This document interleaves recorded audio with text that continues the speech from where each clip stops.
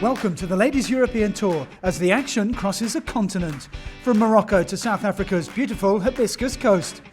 South Africa is a country like no other. A mecca for tourists, its coastline stretches 1,800 miles across 2 oceans. The Hibiscus Coast is the jewel in the crown. The area is renowned for its world-class golf courses.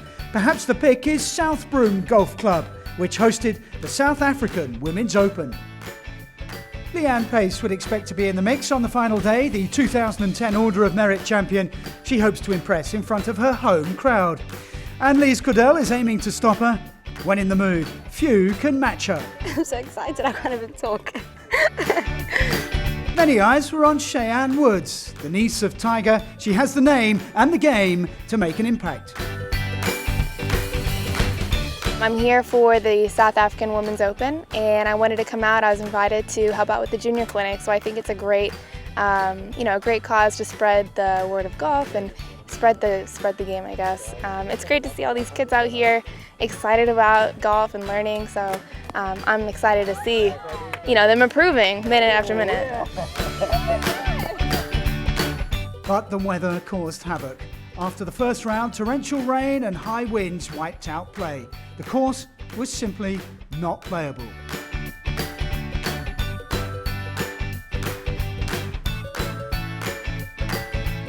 This is an example here. This is the first fairway.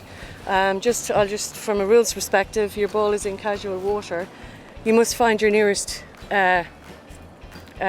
point of relief from the casual water. In this instance here, for a player to find her nearest point of relief from here, there is no point. So in this occasion, it's unplayable, and unfortunately, the golf course, we don't play golf. Organisers reduced the event to 36 holes, but play on Sunday also had to be abandoned. It was reduced again to 18, meaning the winner came from the completed first round. Stacey Bregman began well. Amongst the best tee to green, it's the putter that often lets her down. But it was firing in round 1. She closed with a round of 2 under par.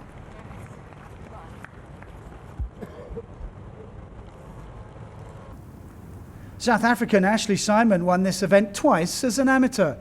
Out with a hip injury, this was her first tournament for 4 months.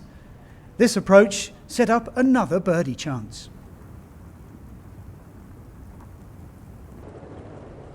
Finn Minea Blomqvist also got off to a good start. On a day when getting it on the green was an achievement, she was going along very nicely.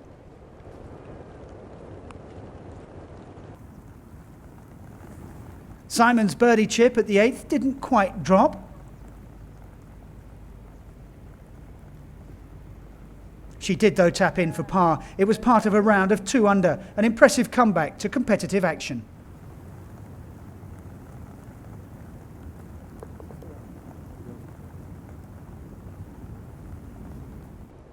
There was little wrong with Blomqvist's putting. Rolling them in from range, she was another who carded a 70. It could have been better, but a double bogey on 17 proved costly. It came down to a battle between 2 players, American Katie Burnett and Norway's Marianne Skarpnord. It's Burnett's rookie year, but with shots like this, you'd never know it.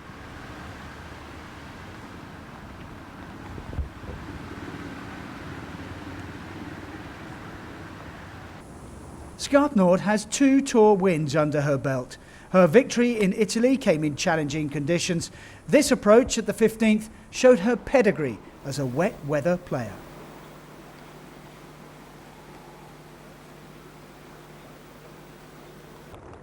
Burnett, at this stage in the lead at 3 under, began to feel the pressure. With her playing partner Skarpnord watching, the putts began to roll wide. No birdie this time.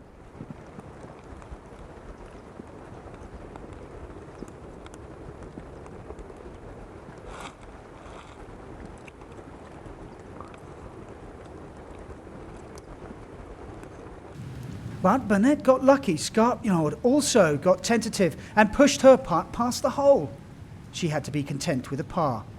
The look told the story.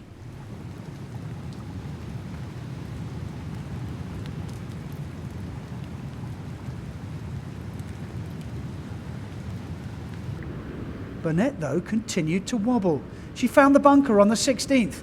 A great recovery stroke gave her a chance to save par.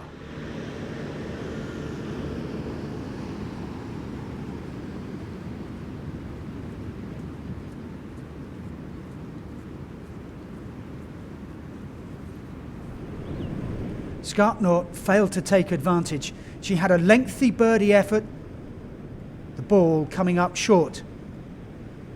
More frustration for the Norwegian.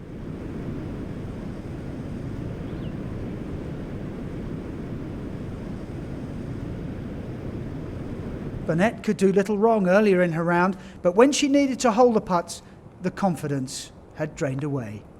This bogey brought her back to 2 under.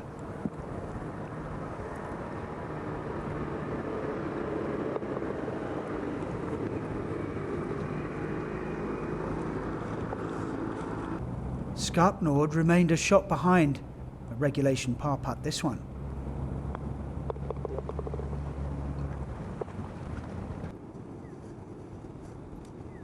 Burnett bogeyed the 17th and was in trouble at 18. Once again, she showed her quality bunker play to set up a birdie chance. Skarpnord, meanwhile, had picked up a shot, and this delicate chip gave her another birdie opportunity. The Norwegian was coming good at just the right time. Burnett ended on a positive note, a putt finally dropping, for a round of 2 under par.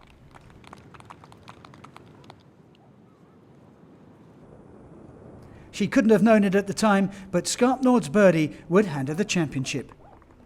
She rolled it home for a round of 3 under, a shot better than the rest of the field.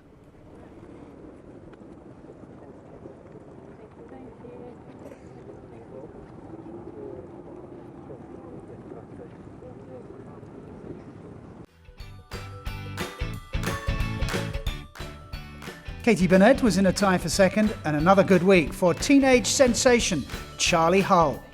Stacey Lee Bregman and Ashley Simon lead the South African charge. After sinking the winning putt on Friday, it wasn't until late Sunday afternoon that Skarpnord got her hands on the trophy. Her third victory on the Ladies European Tour, and one she was happy to credit to her caddy. I used to work with Brian before, and I've known him for about 5 or 6 years. He's from Durban, but he works in Europe. And he ditched me last year for a player on the men's tour. So I was very upset. And but I had him this week, and I'm going to have him in Turkey, and I'm going to try and force him to caddy for me a couple more weeks this year.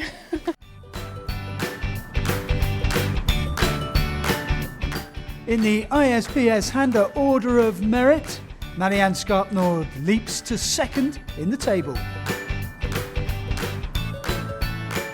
Katie Burnett, just outside the top 10. Stacey Bregman at 16. And Leanne Pace, just inside the top 20. And the Rolex World Rankings, Inbee Park maintains top spot. And in the Rolex Rookie of the Year, Charlie Hull, 2 tournaments, 2 second places, and second. Solheim Cup standings sees Marianne Skarpnord in at number 8 and challenging for a place in the team. It was a wet and windy old week on the Hibiscus Coast in South Africa. We saw some good golf, but we were left wanting more. Next up on the LET, it's Destination Turkey. You can catch all the news and more on ladieseuropeantour.com. From all of us here at Southborough Golf Club, it's goodbye.